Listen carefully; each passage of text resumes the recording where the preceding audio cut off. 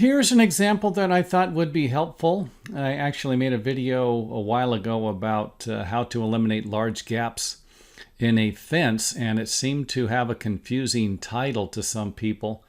They think they've interpreted it as how to eliminate all gaps in a fence or create a fence that someone cannot see through. And I figured, well, this right here might help you out. And I'm going to make a few other videos and put some links to them on this video or in the comment area.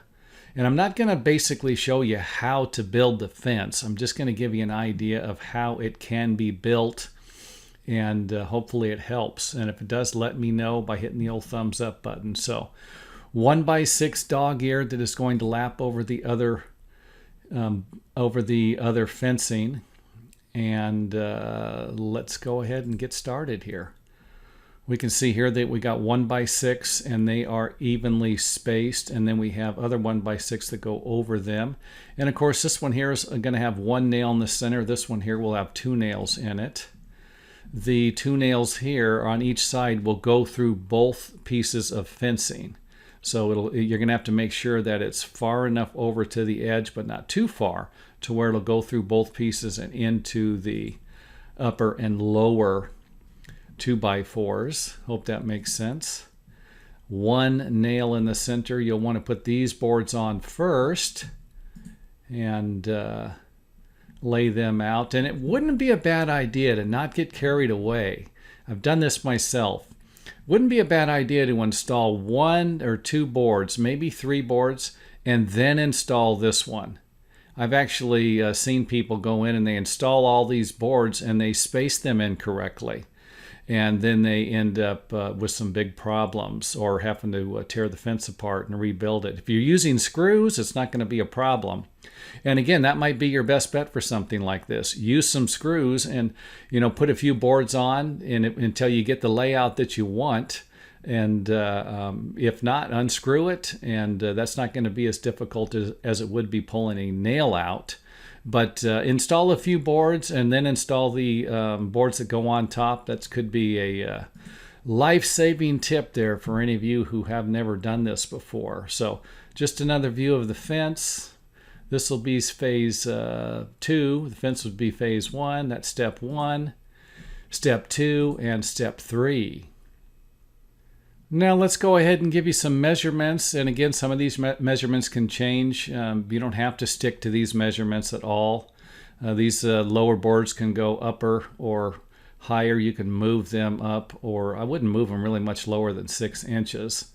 And really I wouldn't move them much higher than 12 inches. It could have some problems with your fencing, depending on the length. This is a 6-foot tall fence. So here we got this, just kind of showing you some spacing here. Take a look at the next step here.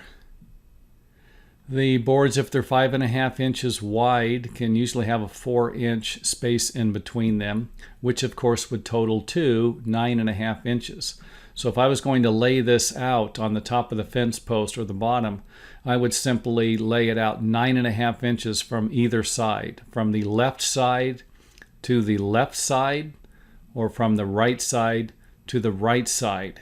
And these are based on having a 3/4 inch lap in over each edge. So if you want to make your fencing go a little longer, you might want to put a 1/2 inch or a 3/8 inch overlap to make it go a little farther. But I don't know if that's going to benefit you in the long run. You could have difficulties nailing or screwing through the both of the fencing materials and fence planks and something like that. Another thing you could do with something like this too, just kind of thought of, is just cut a 4-inch block.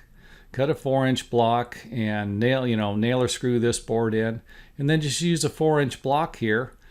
Set it in between here and then screw this piece on, and then once that's attached, move the 4-inch block over here, and you could always just move the 4-inch block and just mark it, mark it kind of a thing. So just throwing that out there. For the second layer of fencing, you can go 4 3/4 from an edge, and you could see where if this had a 3/4 inch lap, this would be a 4-inch space also. So you could always use your 4-inch block for this.